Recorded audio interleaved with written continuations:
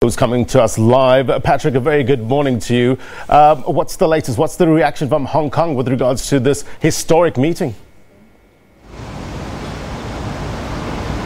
Very good morning to you too. Well, yes, interesting. Wang Yi has, Chinese Foreign Minister Wang Yi has just issued a statement supporting the latest developments to come out of Singapore. And also he noted that really at the heart of the issue between North Korea and the US is security. And I think it's fair to say what he's alluding to is the removal of US troops from the Korean Peninsula, and also North Korea's desire for an end to these joint military drills between South Korea and the US as well, and also the removal of the anti-missile defense system from South Korea. And I think that really, if you look at what's resulted from the summit in Singapore, it is a win for China that there are no tangible next steps, so to speak of. Yes, I think as Donald Trump says, this was an important document. That may be, but there are no specifics contained, and perhaps a lot of people would have said that this is the least you might have expected out of a positive conversation between the two leaders, and that allows China to continue to put pressure on North Korea perhaps to achieve what it wants, which is the reduction of military influence of the US on the Korean Peninsula. Yeah, Patrick, it is indeed a seminal moment, isn't it? And this meeting has the potential of reshaping, I guess, geopolitics in the Asia-Pacific region. Are you getting a sense on the ground that a lot is at stake here? Well, certainly it changes the dynamics of several stakeholders involved.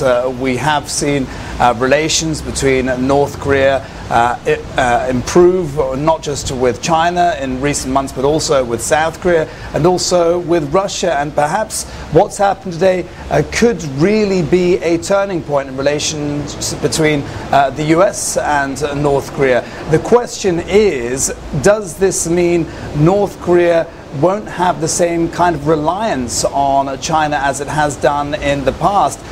We talked this morning already about the importance of North Korea's closest ally for economic and political stability.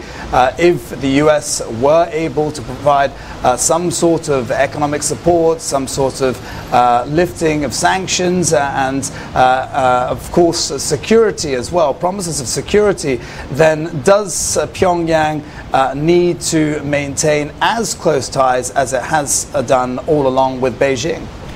What sort of outcomes is China hoping to get from this meeting?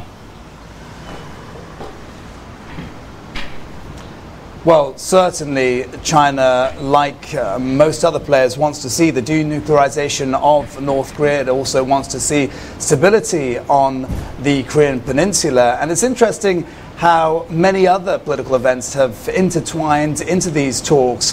If you look back to the trade discussions that took place between Washington and Beijing, there was some sense that the outcome of those discussions would have an impact on whether or not this summit in Singapore would even take place. And perhaps that bold move Donald Trump made in deciding to pull out of those talks made all the difference, because that's really put the ball in North Korea's court as to whether or not it was going to play ball. And there's no doubt that both leaders wanted to get to Singapore. So really, yes, China's stance hasn't changed at all. It still wants the removal of troops from the Korean Peninsula. But this, what's happened just in the last few hours may or may not help to achieve that. We're hoping to catch up with you a little later on, Patrick Fok in Hong Kong. Thank you very much indeed for your time. I guess, Desiree, it is indeed a seminal moment, and a lot's at stake. It's all about bringing peace to the Korean Peninsula.